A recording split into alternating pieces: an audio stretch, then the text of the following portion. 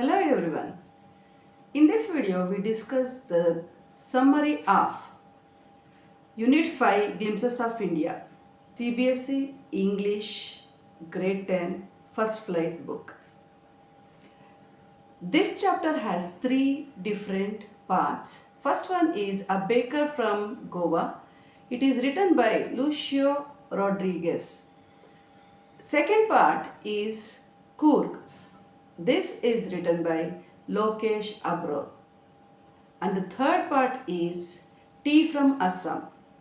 It is written by Arup Kumar Datta. Let us start with the first part, A Baker from Goa. Here the narrator is saying what he has seen in Goa in his childhood. He shares all the information of bakers who were called as padar in Goa.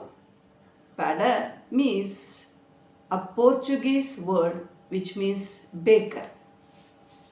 He tells that they were all fascinated with the way he was dressed up, the aroma of bread, what he used to bring, and the different types of bread what he was selling. Every time loaves of bread were their delicious food. He talks about how Portuguese have settled in Goa and how still they are surviving in Goa.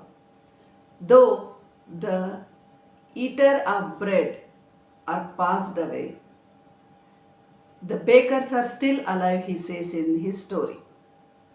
He talks about the furnace of the bakers which is still existing, and he says about the bamboo basket which was carried by the bakers to sell on the streets. He shares all this information with the readers. He says that from the beginning in Goa, this community, the bakers community who were called as padar, had a very prosperous life. He talks about their arrival at Goa, how they have come and how they have started their business and how they have established themselves throughout Goa and how they are still sustaining that baking profession. He says, though the fathers are no more, the sons are holding their business and running till date. He says about his house or family's bondage with the padars, where they used to come to their house at least twice a day while going at the beginning of the day and at the end of the day when they have completed their business and marching towards their houses. Both the time they had different scenes to view.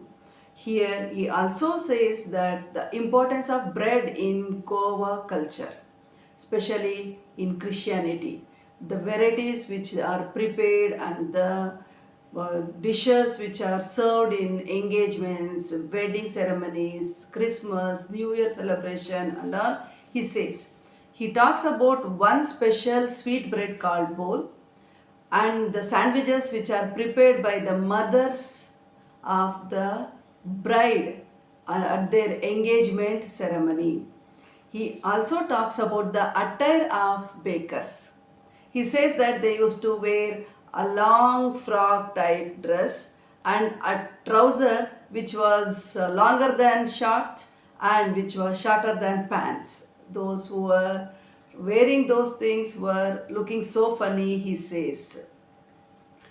He says that the bakers are still prosperous. They were all well built, he says that one. There ends the first part, that is A Baker from Goa. Let us move on to the second part, Coorg. Here the narrator talks about the location of Coorg, which is placed between coastal town of Mangalore and Mysore, and he calls it as heavenly place on the earth. He says that Coorg, which is called as kingdom of God, it has a beautiful women, strong built men, and wild creatures which are not found anywhere. He talks about Coorg's weather and environment. He says a small district Coorg in Karnataka has evergreen forest where different spices are grown, coffee plantation which are found in Coorg, and the different places which are famous for their view. Further, he talks about origin of Coorg people. The people of Coorg are of Greek or Arabic descent. These people married among the locals and have adopted themselves to the culture of tradition of Coorg, and they have become completely Coorg people. Here he says the culture is seen in the martial traditions which are practiced by Coorg people, and the religious and marriage ceremonies which are followed. A few things like Arabic or Greek people. He also says the attire which are worn by men, especially the long black coat, which is like a coat of Arabic people, and also he talks about kafai, that is the waist belt which is worn by the men of Coorg.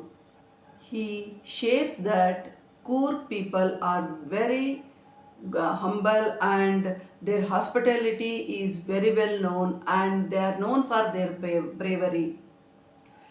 General Karyappa, the first army chief, was from Coorg, he mentions over here.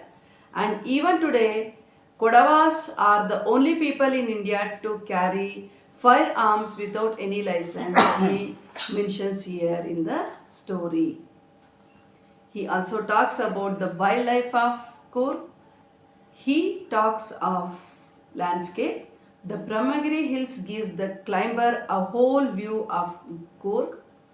A walk across the rope bridge leads the 64-acre island of Nisargadama, another place which is present in Coorg.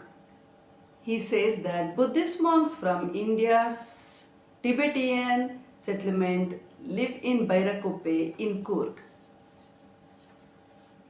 Moving on to the third part, tea from Assam. Here the story starts with two characters, Rajveer and Pranjal, who were on the way to Assam to visit Pranjal's house. Pranjal from Assam, whose father was a manager in tea plantation. Rajveer shares the information with Pranjal that 80 crores cup of tea are drunk every day in India.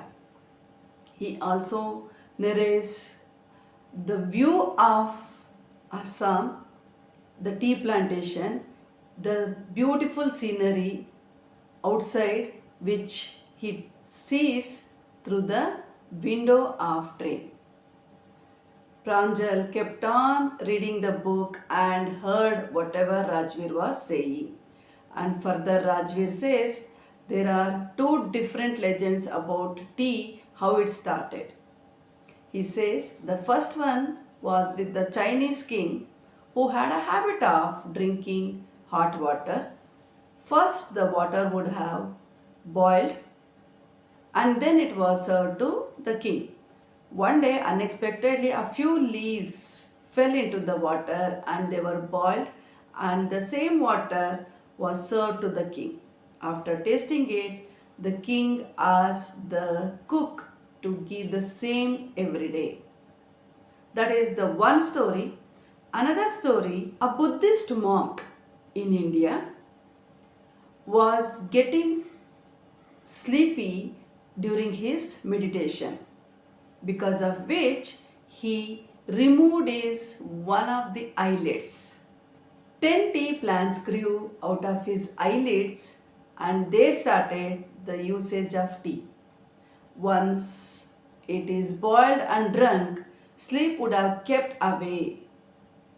So these two stories were narrated by Rajveer to Pranjal. Rajveer also says the first tea was drunk in China around 2700 BC. Later on, it has been introduced to European countries in 16th century, he says to Pranjal. They reached their destination.